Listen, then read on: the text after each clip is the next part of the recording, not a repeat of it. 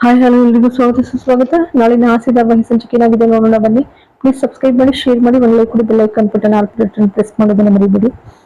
ಮನೆಯಲ್ಲಿ ಸೂರ್ಯ, ಮೀನಾ, ರಂಗನಾಥ್ ಅವರೆಲ್ಲರೂ ಕೂಡ ಕೂತಿದ್ದಾಗೇನೆ ಬೆಳಗ್ಗೆ ಏನು ಮನೋಜನ್ ಜೊತೆ ಬೇಜಾರು ಹಂಚ್ಕೊಂಡಿರ್ತಾಳೆ ರೋಹಿಣಿ.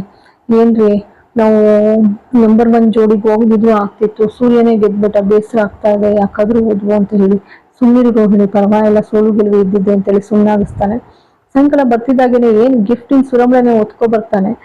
ತಂದ್ಬಿಟ್ಟು ತಾಳಿ ಸರ ತೆಗೆದ್ಬಿಟ್ಟು, ರೋಹಿಣಿ ತಗೋ ಇದನ್ನ ಹಾಕೋ. ನೋಡಿ ರೋಹಿಣಿಗೆ ಆಶೆ ಅಂತ, ಏನ್ರಿ ಇದು ತಾಳಿ ಸಮೇತ ಚಿನ್ನದ ಸರ ತೆಗ್ದಿರಾ? ಹೌದು ರೋಹಿಣಿ, ಗಂಡನಾಗ ಅಷ್ಟ್ ಮಾತ್ರ ಮಾಡಿದಿದೆ, ಈಗ ಹೇಳು ನಿನಗೆ, ಹಾಕೋ.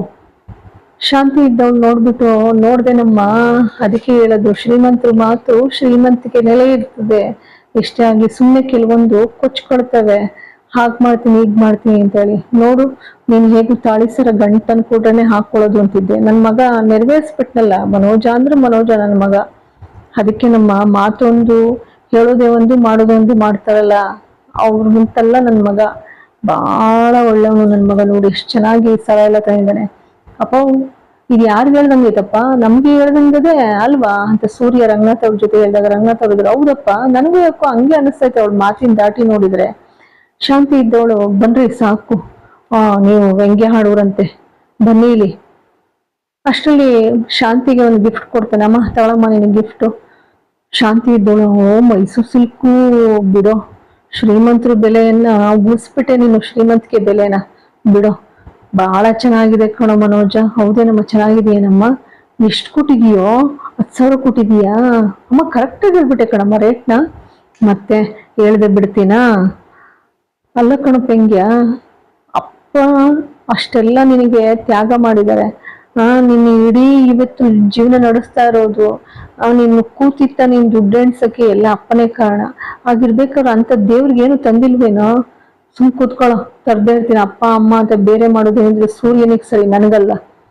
ನೋಡಿಲ್ಲಿ ವಾಚ್ ಹಿಡ್ಕೊಂಡು ಹಂಗೆ ಹಿಂಗೆ ಆಡಿಸ್ತಾ ಇರ್ತಾನೆ. ಸೂರ್ಯ ಇದ್ದವನು, ಏನ್ 250 ರೂಪಾಯಿ ಕೊಟ್ಟ? ಅಯ್ಯ, ನಿನ್ಗೇನ್ ಗೊತ್ತು ಇದ್ರ ಬೆಲೆ? ಏನಮ್ಮ ಮೀನಾ, ಎಷ್ಟಿರ್ಬೋದಮ್ಮ? ಸೂರ್ಯ ಕೇಳೋದಕ್ಕೆ ಮೀನಾ ಇದ್ದವಳು, ಏನೋ ಒಂದು 500 ಇರ್ಬೋದು ಕಣ್ರಿ. ಅಷ್ಟೇ ಗೊತ್ತಿರೋದು. ಅಮ್ಮ ನೀನ್ ಹೇಳಮ್ಮ ಸರಿಯಾದ ಬೆಲೆನ. ಮನೋಜ, ನನಗ್ ಗೊತ್ತು ನೀನು ಎಷ್ಟು ಬೆಲೆ ಬಾಳಕ್ ತರ್ತೀಯ ಅಂತ. ಒಂದ್ 50,000 ಇದೆಯಾ? ಏನಮ್ಮ ಕರೆಕ್ಟಾಗಿ ಹೇಳ್ಬಿಟ್ಟಮ್ಮ, 50,000 1 ರೂಪಾಯಿ ಕಣಮ್ಮ ಇದು. ಹೌದೇನೋ ಮನೋಜ, ಏನ್ ಬಹಳ ಆಶ್ಚರ್ಯ ಪಡ್ತಾರೆ. ಈ ಕಡೆ ಮೀನಾ ಸೂರ್ಯನ, ರೀ ಮಂಜುನ್ ಬರ್ತಡೆ ಕಣ್ರಿ, ದೇವಸ್ಥಾನಕ್ಕೆ ಹೋಗಿ ಬರ್ತೀನಿ, ಏನ್ ಬೇಕಿಲ್ಲ ಅಂತ ಹೇಳಿ ಮಂಜ ಒಳಕ್ ಹೋಗೋದೇ ಇಲ್ಲ. ಆದ್ರೂ ಕೂಡ ಕುಸುಮ ಅವ್ರು ಬಿಡೋದಿಲ್ಲ. ಬಾರೋ, ಬರ್ತಾಳ ಅಕ್ಕ ಬಾರೋ ಅಂತೇಳಿ ಬಲವಂತ ಮಾಡ್ತಾ ಇರ್ತಾಳೆ. ಇಲ್ಲಮ್ಮ ನಾನು ಹೋಗ್ತೀನಿ ನಾನು ಅಂತ ಹೊರಡ್ತಾನೆ. ಅಷ್ಟರಲ್ಲಿ ಮೀನಾ ಸ್ಕೂಟಿ ಎತ್ಕೊಂಡ್ ಬರ್ತಾಳೆ. ಬಂದ್ಬಿಟ್ಟು ಮಂಜನ್ಗೆ ಆಶೀರ್ವಾದ ಮಾಡ್ತಾಳೆ. ಅಕ್ಕ ಬಹಳ ಖುಷಿ ಆಯ್ತಕ್ಕ, ನೀನ್ ಎಲ್ಲಿ ಬರಲ್ವು ಅಂತ ಅನ್ಕೊಂಡು, ನನ್ನ ತಮ್ಮನ್ ಬರ್ತಾಳೆ, ನಾನು ಬರ್ದೇ ಇರ್ತೀನೇನೋ, ನಡಿ ಎಲ್ಲ ಒಟ್ಟಿಗೆ ಪೂಜೆ ಮಾಡ್ಸೋಣ ಅಂತೇಳಿ ಪೂಜೆ ಮಾಡಿಸ್ತಾರೆ. ಪೂಜೆ ಮಾಡಿಸ್ಬಿಟ್ಟು ಅನ್ನದಾನ ಮಾಡ್ತಾ ಇರ್ತಾರೆ. ಎಲ್ರಿಗೂ ಕೂಡ ಪಲಾವು ಮೊಸರನ್ನ ಎಲ್ಲ ಹಂಚ್ತಾ ಇರ್ತಾರೆ. ಹಂಚ್ಬೇಕಾದ್ರೆ ಸರ್ತಿ ಸಾಲಿನಲ್ಲಿ ಸೂರ್ಯ ಬರ್ತಾನೆ. ಸೂರ್ಯ ಬಂದು ಹಿಂಗ್ ಕೈ ಹಿಡಿದ ತಕ್ಷಣ ಅವಾಗ ಆಶ್ಚರ್ಯ, ಕತ್ತೆತ್ ನೋಡ್ತಾಳೆ. ಸೂರ್ಯ ಬಹಳ ಭಯ ಆಗುತ್ತೆ, ಏನು ಉಳಿತಾ ಇರ್ತಾನೆ ಹಂಗೆ ಕೋಪದಲ್ಲಿ, ಉರ್ದೋಯ್ತಾ ಇರ್ತಾನೆ ಸೂರ್ಯ. ಯಾಕೆಂದ್ರೆ ಈ ಖತರ್ನಾಕ್ ಕೆಲಸ ಮಾಡಿರೋಳು ಶಾಂತಿ, ಹೇಳಿರೋಳು ನಿನ್ನ ಅವಳ ತಮ್ಮನ್ ಬರ್ತಡೆಗೆ ಹೋಗಿದ್ದಾಳಪ್ಪ ಅಂತ ಹೇಳಿ. ಅದನ್ನ ಕೇಳಿ ಬಹಳ ಬೇಸರ ಆಗುತ್ತೆ, ಕೋಪನೂ ಬರುತ್ತೆ. ಅಲ್ಲಿ ತೋರ್ಸ್ಕೊಳ್ಳಾರ್ದೆ ಏನ್ ಕೊತ ಕುದಿತಾ ಇರ್ತಾನೆ. ಇವಳಿಗೆ ಭಯ ಶುರುವಾಗುತ್ತೆ.